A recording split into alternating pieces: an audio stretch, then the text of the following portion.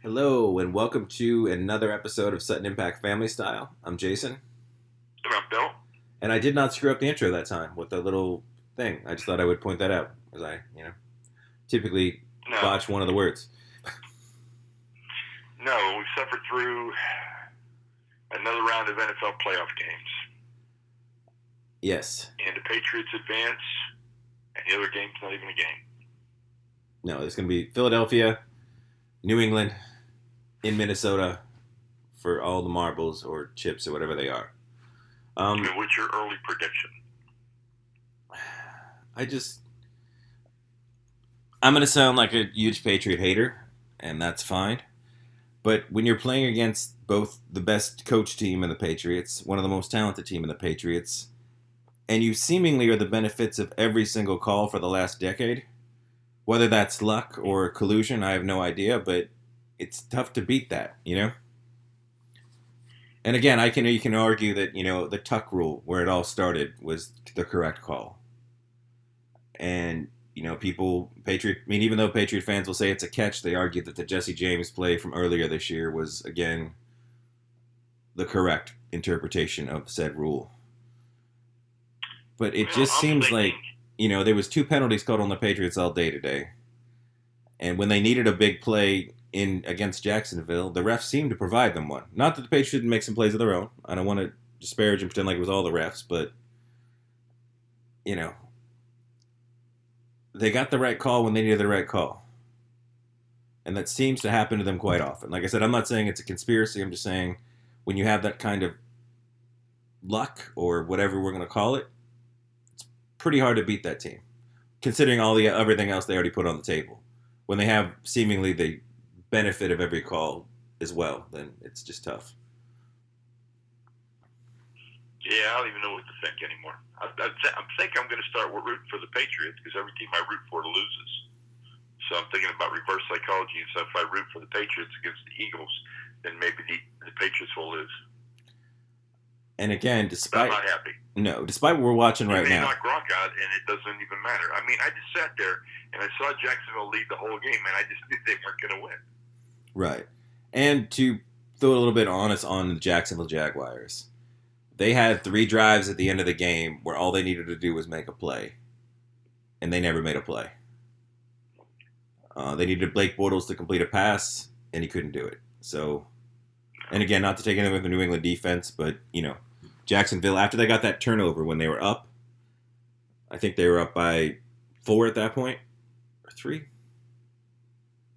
Either way, they were up. They got the Deion Lewis fumble, and they turned that into no points. And after that, they had 2 more shots, and they got nothing. So they had opportunities, and they also did not capitalize on those opportunities. Yeah, I don't even know what to think anymore.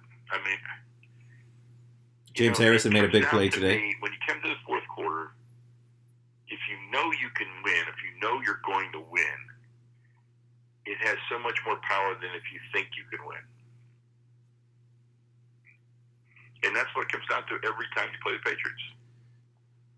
They know they've got the greatest quarterback of all time. They know they've probably got the greatest coach of all time. They've been there before. It just is what it is. And I know I brought up the refs earlier, so I will say this in sort of fairness to New England. They are such a well-coached team that they do the proverbial, they do not beat themselves. No, they do not. And maybe some of that has become like, going back to the Rasheed Wallace up to now Draymond Green to, bring the NBA into it for a second, where reputation precedes itself. So maybe why they get the benefit of the calls is they have this reputation of being the most well-coached team that doesn't make mistakes for the last decade. So that maybe it's in the refs' heads a little bit as well, where they just assume that New England probably didn't do it, and so it's not malicious on their part, or they just assume that this team doesn't make mistakes. So obviously there wasn't holding on that play, despite the fact that they continually mug Jacksonville receivers, which should have been at least 5 yards on a first down, if not pass interference on a number of plays. But maybe the refs just can't see it because this is New England and they don't make mistakes. So maybe that's an explanation. I still like my best explanation that they have a deal with the devil. That works too. And now they get to play Nick Foles in the Super Bowl, who has looked pretty spectacular today, for sure, against arguably the best defense in football. And he has shredded them today for over 300 yards and 3 touchdowns. Yeah. And again, if people Minnesota's missing a couple defensive backs, right? I think now they are, yeah. But they were, I don't know. But if we were to predict it, I just don't see the Nick Foles-led Philadelphia Eagles beating New England. Nope, I gotta admit, I'm right there with you. Unless Gronk takes the entire team out on his party boat and he and Brady get captured by pirates, they're not allowed to play in the game. Even then, I might still pick Brian Hoyer and the rest of the Patriots as long as they have Belichick. So, I don't know. Good for them, I guess. He is over 40, so hopefully maybe this is the end. I don't know. Yeah, Maybe. Probably another year. Who knows? I don't know. Yeah. Let's talk about something else. I'm so depressed about football now. Indeed. Well, this has been, despite the fact that it's a big NFL week, this has been a very exciting NBA week. It has. I mean, the Oklahoma City put up 148 points on the Cavaliers. And just ran them out of the building. And 148. That's like an old Loyola Marymount, an old ABA score. Russ dropped 20 assists. Steven Adams was great. Carmelo looked like vintage Carmelo. And then Paul George was phenomenal. In regulation. I know. That's a big number. And now it brings us to one of the topics I want to talk about today, which is, of course, the Cleveland Cavaliers, who look old and slow. And they're a weirdly made-up team. You know? They look lost. Because outside of LeBron, you've got wishy-washy Derrick Rose, who sometimes wants to retire, sometimes doesn't want to play when he's healthy, if he's healthy. Dwayne Wade, who can only look like Dwayne Wade once every 3 or 4 games. It's not that he's not great anymore, he's just done. Kevin Love, who's never seemed to really fit with that team. And he certainly can't play center. J.R. Smith and Iman Shumpert are no longer 3-and-D guys. Now they look old and slow.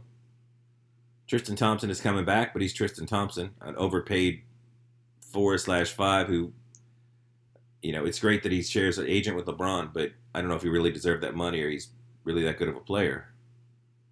Nope, and Isaiah Thomas not quite fitting in yet, not quite having his conditioning. No, and he looks like Isaiah Thomas, or he looks like he's hurt still, or he's not, Yeah, I agree. And that's a player that relied 100% on his athleticism on some level. Not to take away from his basketball acumen or skill, but, when you're 5'8", you can't afford to lose a step. No, you can't. And again, the Cavs seemingly have enough offense. What they need is defense. And even when he was in his heyday with the Celtics, you had to hide Isaiah Thomas because he can't guard anybody. Which brings us to pretty much the only asset the Cavs have, which is the Brooklyn pick. And you're not going to make a trade to bring anybody in unless you're putting that piece on the table. It's an unprotected pick, right? It's an unprotected pick. But Brooklyn does not look terrible, and I think right now that pick would fall between 7 and 11, depending on, how the next few weeks go. And of all the teams with bad records, Brooklyn is clearly a team that has nothing to play for, as they don't hold their own pick, so there's no need for them to tank down the stretch. Yeah. I mean, because some of the other teams, I'm sure, there'll be some illnesses and some precautionary ankles, maybe some D-League call-ups, maybe some interesting lineups, whatever it takes to continue to get guys minutes but not win a lot of games. You have a better shot at this supposedly stacked draft. So we're about a little less than a month away from the All-Star game, which is the midpoint. Yes. And the trade deadline, right? What are you projecting as your, let's say, your final 4 teams in the NBA? So who's going to battle for the conference championships and who's going to advance to the NBA finals? Well, I think obviously Golden State is going to be there.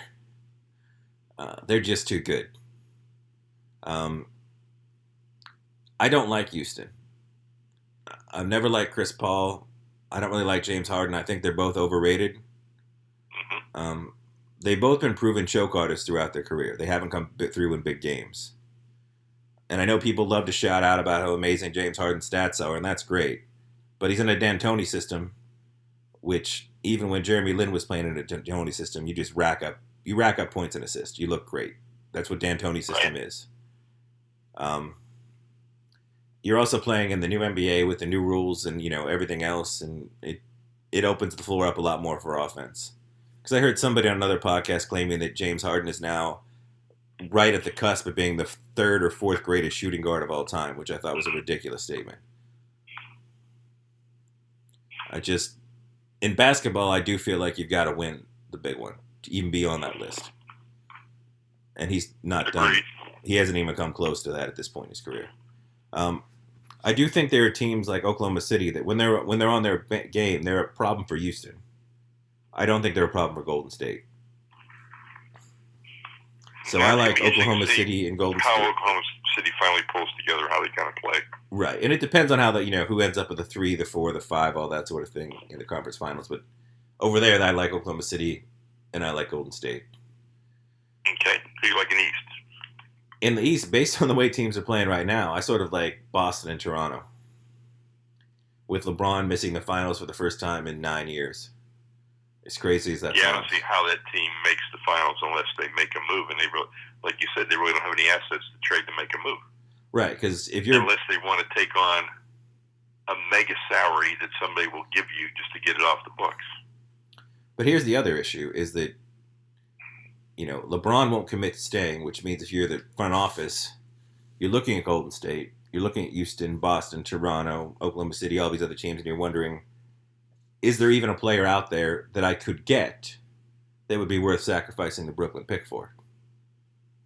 Because again, that Brooklyn pick, I'm not sure, because I want to talk a little college basketball in a minute, but it sort of comes down to what is that pick really worth right now?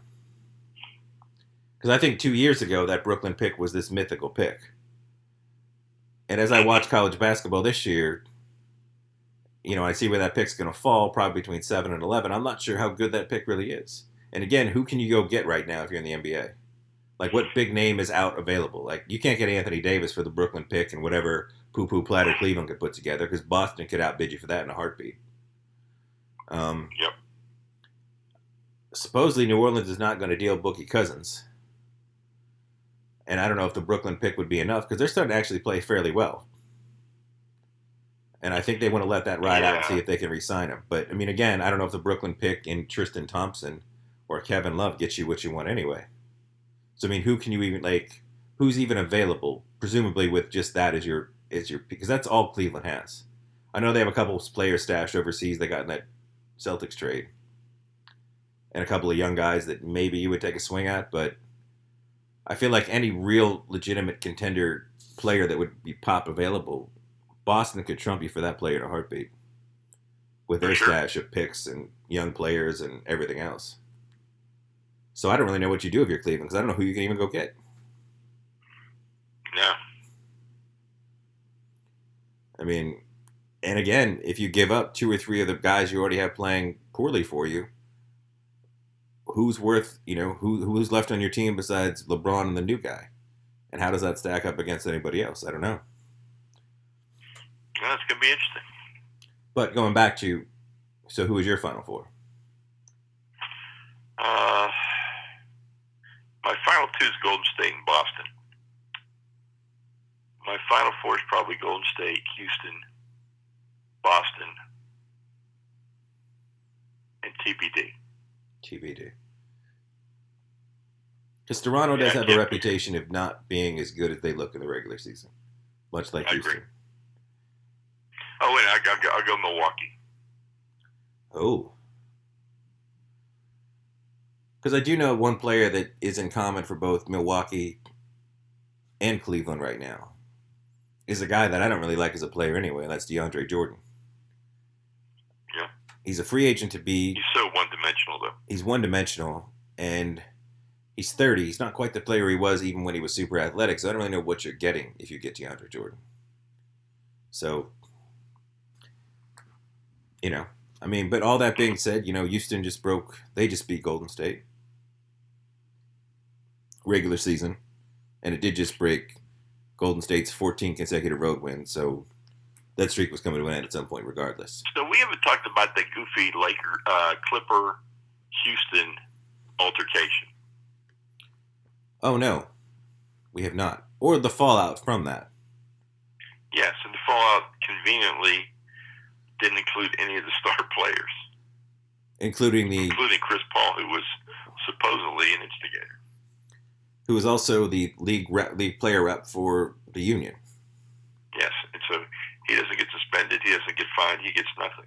No, Gerald Green who got suspended? Green and another it seemed like it was big name players that went to the locker room.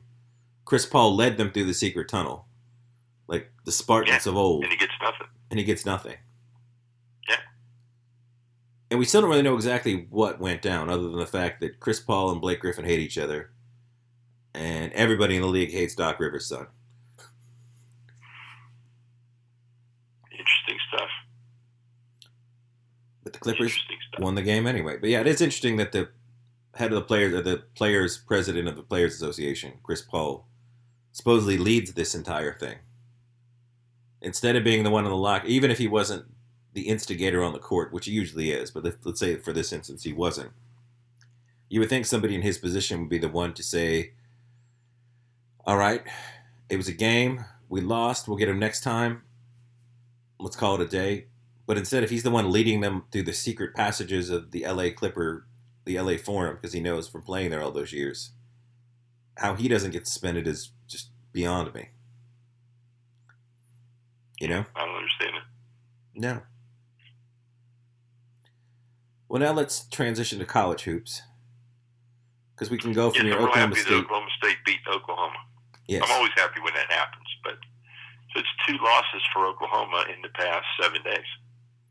Both games where Trae Young put up a ton of points and a ton of turnovers.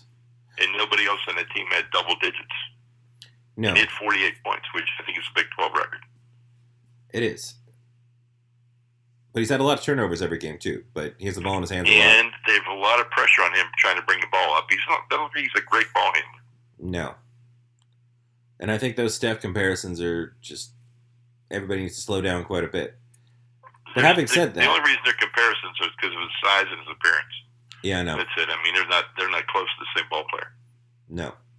I was like, I think Seth Curry is closer to his brother than this guy. But he's being mentioned as a top 5, top 10 pick. Which, going back to that Brooklyn pick, I finally started catching up on my college hoops and looking around at the players. And I don't see a giant jump off your screen superstar of any of them. No. And we don't ever know, Chase, because they only play 1 year, half of them. Right, they only play 1 year, but you never get to see anybody develop. You never get any fandom. You never follow anybody, and so it's just a crapshoot. You're picking guys that you think could play, or I don't know. I mean, supposedly the best player hurt his back, and he's not going to be ready till the draft, so you're never going to see him play. You got Doncic, the Croatian, the 6'8" superstar who everybody says is the best player in the draft. But he is a European guard. And as people have pointed out, European guards have genuinely been pretty disappointing. Typically because they lack athleticism, even if they have the size. But they're one-dimensional. They're shooters. They're shooters. Now, he looks like he might be something different. But as an Orlando Magic former season ticket holder, as we were, Mario Hazinga, who the Magic took in the top 5, top 10 for sure. Top 10 for sure. He was this next generation, a 3-and-D super athletic European player who, granted, he's playing in a horrible situation right now. The Orlando Magic have been a mess for a long time. And they've switched coaches, so maybe he just hasn't had the right situation. Mm-hmm. But he hasn't looked good in his 4 years in the NBA. No. So again, if I'm Cleveland with the Brooklyn pick, I'm looking around at the guys coming out and assuming I'm probably having somewhere between, let's say, the average speculation, if you did all the numbers, they come out to about the 7th pick in the draft. If I could somehow get somebody to play with LeBron for that pick, I think I know it's because I don't think any of these guys are potential. I don't know. I mean, I don't really know. Maybe they're all potential all stars. Maybe the 30th pick, your Kyle Kuzma is going to be the guy. You never know. But projected where that Brooklyn pick is, if somebody becomes available like a Boogie Cousins, let's just say, who is a free agent to be. I know that puts a lot of pressure on the Cavs because then you could lose LeBron and Boogie, but maybe that's the team you bring out of the East and see if you can bang around, Yeah. The point being, even if you don't know what LeBron's going to do, you've got LeBron James in the last couple years of his prime. If you can bring in somebody to really help the team, then I think the Brooklyn pick is worth sacrificing. Because I don't We'll have to see how it all plays out. Yeah, exactly. I want to talk about Pirates for a minute. If we have to. All right, so over 50,000 people have signed the petition to try and pressure Nutting to sell the team. Obviously, there's no consequence to the petition. There's no enforceability. There's nothing going to happen. It's just fun to kind of be part of something trying to embarrass that asshole. Yeah. And I know there's a petition to have everybody not show up on opening day. I think that'd be good, but I don't think people will do it. I know, because it only takes some, there'll be some fans of the other team that'll show up, and they'll show up anyway. There'll be people that just, like to go every year on opening day and don't care because it's baseball and they love baseball. And there'll probably be people that show up that just didn't even hear about the petition. As weird as that would be. Well, I'm hoping, I know attendance is going to drop again. So I'm hoping it goes below 1 million. That always gets people's attention. Well. And this guy's never going to spend any money on a team. Ever. No. And Josh Harrison wants out. I mean, not that he was probably not going to be traded anyway. And they signed Rivera to a 4-year deal. Now, I'm going to sit here on our show, and I'm going to say there's no way Rivera ever sees the 4th year of that deal with the Pirates. With the current ownership. Yeah, they'll move him. And it'll be because we're going to get another piece. And again, talking about young players like we were in the draft, baseball is even more difficult to predict. Very much so. And I know McCutchen a lot of injuries, a lot of games being played. You got a lot of wear and tear on these guys by the time they get to the major leagues. And I know McCutchen is 31 and coming off 2 non-MVP caliber seasons. And that Garrett Cole came off, he's probably never quite been the pitcher we thought he was going to be. But he's still a very solid major league. As the #1 overall pick. But you saw what Charlie frickin' Morton did last year for the Astros. Let's see what Garrett Cole does next year. I bet you Garrett Cole is in the running for the Cy Young next year. And again, I know the Pirates basically, it doesn't look like they got much for the guys they got rid of. And I don't know what the market was and all those sorts of good things, but it seems like you traded players away really early in the season, before the winter meetings, right? Yep. And I'm looking at the players they got in return, and again, I don't pay attention to minor league baseball, and I'm not sure how accurate those ratings are and all that good stuff, but it just somebody said the third baseman they got from the Astros will step right into play, so we'll have to see. Okay. But it doesn't look like they got a lot, is all I'm saying. No, I'd rather have Garrett Cole and I'd rather have McCutchen. Yeah. And then I see Huntington comes out right after all these trades and says he was misquoted. The Pirates are playing to compete in 2018. And my response is, yeah, well, if they are, then why'd you trade McCutchen to Garrett Cole? Because you're obviously not as good of a team without them as you are with them. No. And even if you got rid of McCutchen to make room for, Austin Meadows. Austin Meadows, who was hurt all last year, so you can't really even say that. Right. But even if that was even if you just had faith that he would be you had Garrett Control under a reasonable contract for 2 more years. I agree. There was no reason to move him if you were going to compete. Well, like I said, Jason, I've already bought my Angels hat. I'm ready to go. You're done. All right. Me and Mike Trout, baby. The best player in baseball. And that cool Asian dude that just came over. Yeah, we'll see how he plays. I'm hoping he plays really well. He's a two-way player. The Japanese Babe We're Ruth. going to see a lot more of the Angels in Eastern time zones this year, I'll guarantee it. I'd hope so. We'll be seeing the Angels and the Yankees every week. Well, that makes sense. Makes a lot of sense. Well, The Alienist finally premieres tomorrow night. Okay. So I'm excited to watch The Alienist. I love the book. We'll see how the series turns out. It's a limited series, which we both seem to be pretty good fans of. The 7 to 10 episode thing. I like that a lot. So we'll see how they do it. Well, working in the industry and having talked to a number of writers, I know the issue is always with a limited series. You know exactly it's 8 episodes to tell the entire story. And I know writers have told me before. It's some of it is that I've seen people execute it obviously better, but they said the big thing is like you don't know how long you have to tell your story. Right. So you think you have you're 3/4 of the way through season 1, you got it all planned out where it's going to end, and then you get renewed. And now everybody's shuffling, trying to figure out what they should do. Now, the counter to that, of course, is the Breaking Bad writer, who basically, the showrunner, I shouldn't say, he's not the only writer, but, the creator of the story. He basically said you empty your chamber on every single script. You don't worry about whether you get, whether you're not going to, he's like, you have faith you're going to come up with something interesting to write next time. And you don't worry about saving anything. But back to the limited series, one of the things I do like is that I know I'm not going to get a lot of fluff. I'm going to get my story. Right. I've got a couple restaurants I want to talk about. All right. Interesting restaurants. Not really my cup of tea restaurants, but I was pleasantly surprised at both of them. Okay. One was called the Fresh Corn Grill in L.A., and one was called Tender Greens, which is a chain. But both of them very, very fresh, healthy food. I had some amazing fried chicken at Tender Greens. The Fresh Corn Grill was amazing. Appetite, bowls, pizzas, everything was very, very fresh ingredients. I think that's what both of these restaurants and this whole fresh food movement, this farm to table, these 2 restaurants were really good evidence of it. And so I was very, very excited about both these places, and I would recommend both of them highly if you're in LA. Nice. Very nice. I didn't eat anywhere new this week because I worked a lot. I did watch a few things, though. I watched a limited series on Netflix called The End of the Effing World, which was quite good. Okay. It's a British show. It's 8 episodes, 20 minutes long. The trailer, you need to watch the trailer. Even if you don't want to watch the show, watch the trailer. It's very interesting. But it seems a very definitive ending. And then today, I watched Stephen King's It, the new one. And your thoughts?